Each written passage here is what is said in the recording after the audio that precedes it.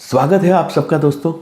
आज हम विद्यार्थियों की पढ़ाई से रिलेटेड एक और समस्या देखेंगे और समस्या उनकी ये है कि सर एग्ज़ाम का फियर रहता है, परीक्षा का डर लगा रहता है सर हमें।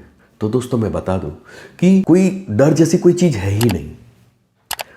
बच्चा जब पैदा होता है तो सिर्फ दो डर लेकर पैदा होता है, एक ऊंचाई से नीचे गिरने का और दूसरा तेज आवाज़ का। इसके अलावा जितने भी डर हैं मोस्टली वो मानसिक डर होते हैं और मानसिक डर को दूर किया जा सकता है।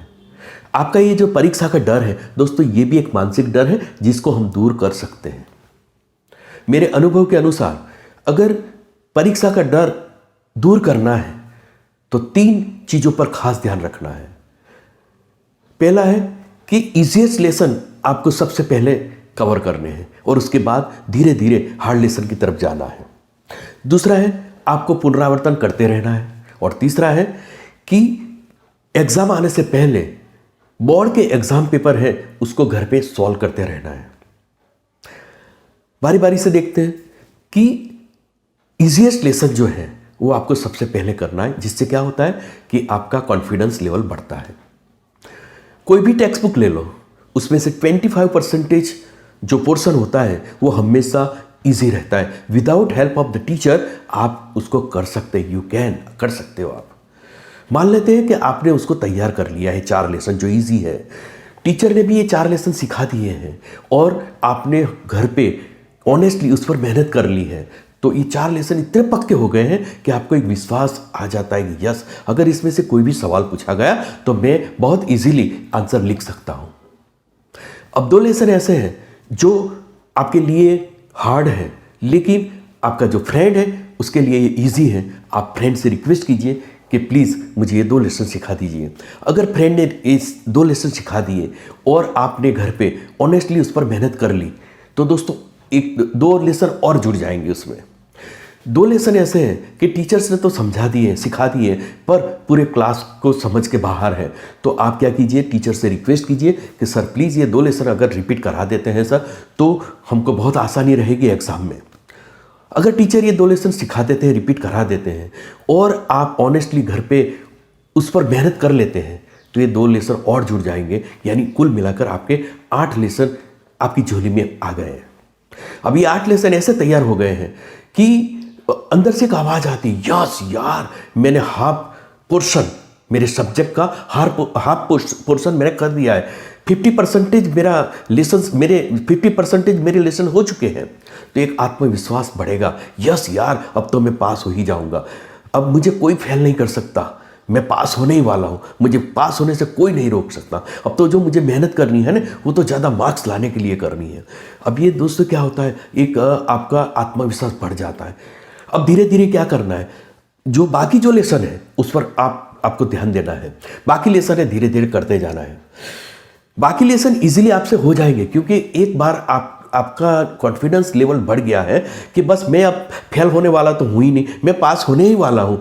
तो अब मुझे क्या करना है, ये ज़्यादा मेहनत करनी है दूसरे लेसन पर और उसके मुझे ज़्यादा मार्क्स लाने के लिए अब मेहनत करनी है। तो उससे क्या होगा कि बाकी लेसन भी ईजिली आप कर सकते हैं।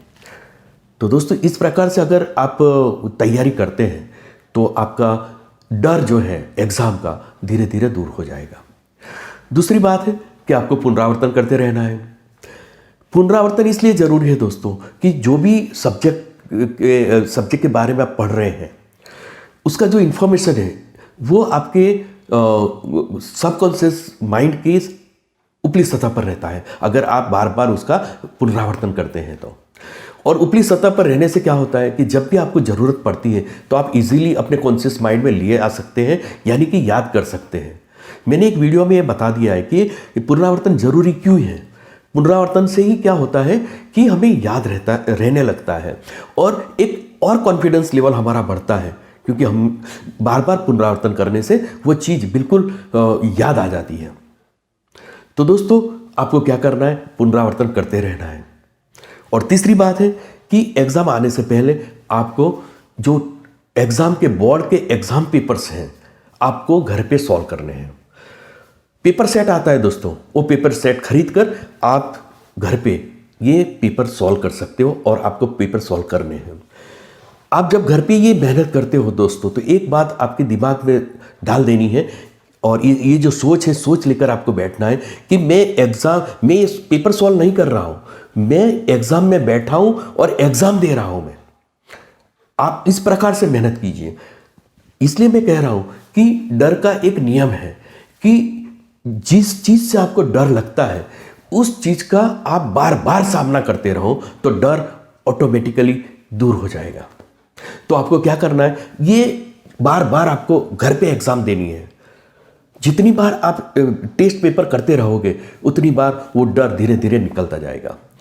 जैसे ही एग्ज़ाम करीब आती है दोस्तों, आप रिलैक्स हो जाएंगे। आपको लगेगा यस यार, अब तो मुझे कोई डर नहीं है, मैं आराम से ये एग्ज़ाम दे सकता हूँ। एग्ज़ाम आने से पहले आपका कोर्स ख़त्म कर लीजिए, जितना भी सिलेबस में वो ख़त्म कर लीजिए। उसके बाद ये पेपर को आपको सॉल्व करते रहना है। जैसे जैसे सॉल्व करते जाओगे, वैसे वैसे वो डर धीरे धीरे दूर होता जाएगा। तो दोस्तों, इस प्रकार से अगर आप मेहनत करते हैं, तो मैं दावे के साथ कहता हूं कि एग्ज़ाम फियर रहेगा नहीं, परीक्षा का डर दूर चला जाएगा। दोस्तों, बेस्ट ऑफ लक। मेरी दुआ है आपके साथ।